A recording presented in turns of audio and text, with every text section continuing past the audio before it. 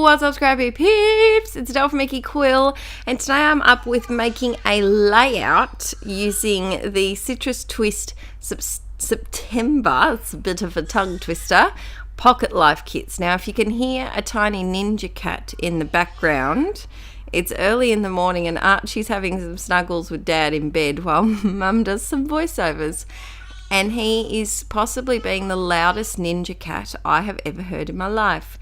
So the first thing I'm doing is I grabbed my Winsor & Newton watercolours, which are my fave watercolours. They're artist quality, they're pricey, be warned, and they're just really beautiful and vibrant. And so I put some water on my basil marshmallow cardstock and I sprayed my watercolour palette because I'm finding that's the easiest way to get the colours going that I like.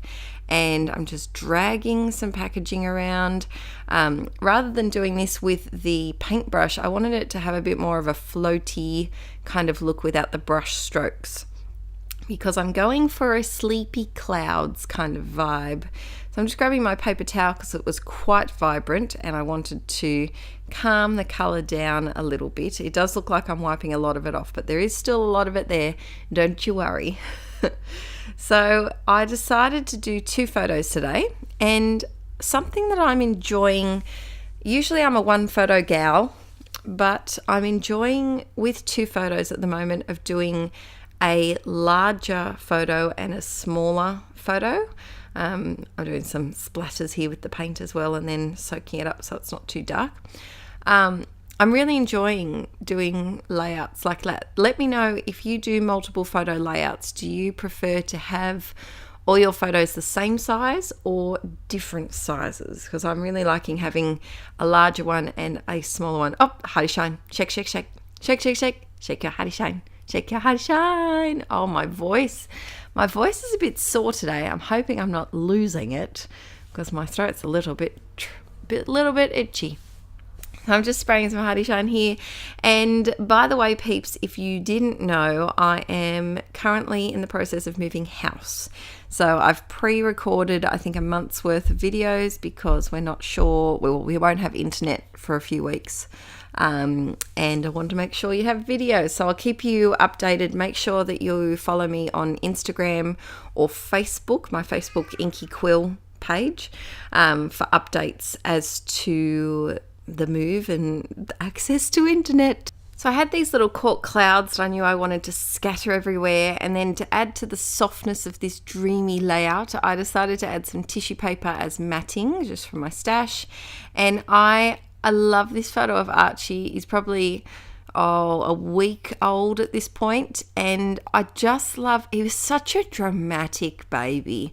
If you watch our vlog channel, Mr. and Mrs. Rad, on YouTube, where we do daily vlogs, he always used to sleep in the most ridiculously dramatic poses. So here he is with his hands joined together looking like a little cherub. And of course I had to ask Aaron to quickly grab the camera and snap a pic because I just thought it was adorable.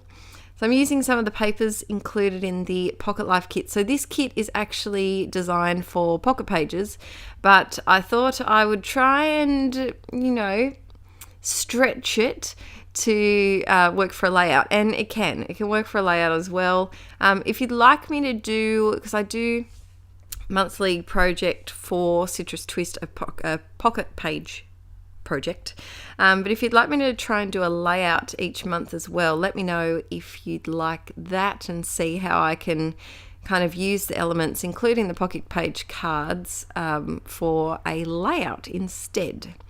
So I added a tiny bit of layering there with some of the different papers and one of the 4x6 pocket page cards. How many times could I say pocket page in this video?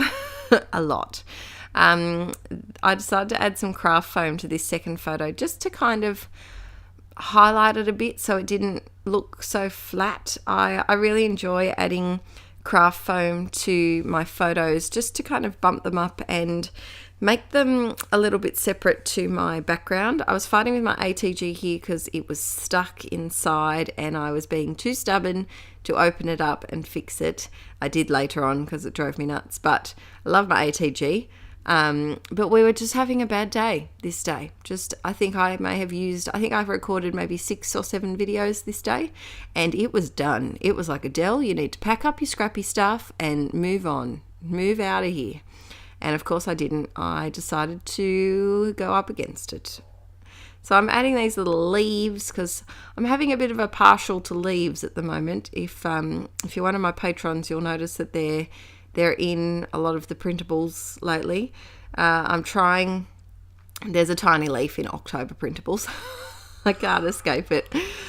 I love these tiny words, but they're chipboard tiny words, which I don't think I've really used a lot before, but they're fun because they contrast really nicely to using the tiny words of the stamps. So you got the flat tiny words and the chunky tiny words. So I'm just doing a bit of a ghosting technique, and I think the ghosting technique with stamping is when you stamp it once using the full strength of the ink pad, so it's nice and dark, and then you stamp it over and over again, basically until the ink's off the stamp. It's a really cool effect. It makes it kind of fade into the distance, which I thought was appropriate for a dreamy cloud kind of layout. Secondly, it's a really great way to lazily clean your stamps a little bit. I'm really naughty in that I don't clean my stamps properly, but by doing the ghosting technique, it half cleans them, so we're halfway there. Always got to look for the shortcuts, peeps. Time is everything at the moment with my crafting schedule, so any way that I can cheat the system and get a little bit of extra time, I'm more than happy to. I decided to call this one Little Sleepyhead. I added the grey stickers that are in. They're not chipboard and they're not foam. They're like a plastic puffy sticker, which is pretty cool. I decided it needed a doodly border because those clouds look like they were going to float away. And I'm just using my Staedtler, I think it's a Staedtler pigment liner in some sort of small size, probably a 0.2 or something. I think I am going to film, once I'm in the new house in probably a month or two's time, I am going to film a INKIE QUILL basics video because I get a lot of questions every day about what pen is it, what cardboard is it, what glue is it. So I think it might be easier because I can't comment back to every one of those to have a basics video, so you can have a look at that and see what I use. So this is the final layout. It was just a really sleepy, sweet little layout. I used some pink because I can. He's a boy, but I'm a girl, and boys don't have to not use pink. That sentence came out very clunky. I realized I didn't have any little gold hearts. So I decided to go back and find my gold hearts. Oh, someone asked me the other day as well why I'm not wearing my proper wedding ring. The reason why I'm not wearing my proper wedding ring is I've still got issues in my what finger's that? Your pinky and your ring finger. Yep. Pinky and ring finger with fluid retention from pregnancy, and pins and needles and nerve damage a little bit. So my end 2 fingers are still very puffy, so I can't fit it on. So I'm wearing a different ring instead. But I'm hoping that the fluid will eventually go down before Archie turns 18 and that I can get my wedding ring back on again, because I know as soon as I get it enlarged, it'll go away and then the ring will be too big. So just adding a few little gold hearts here and there, using my Scotch tacky glue, which is my favourite wet glue. And I think I'm done. Oh, can't be done yet. So these, I wish I had bought stocks in these tiny little heart and star stickers. They are just from eBay. I think search tiny heart, tiny star. You might be able to find them. I don't know where my link is for them anymore. I know in my Facebook group, Scrapaholics Anonymous, it was floating around by people. Thanks for watching today, guys, and I'll see you all very soon. Bye!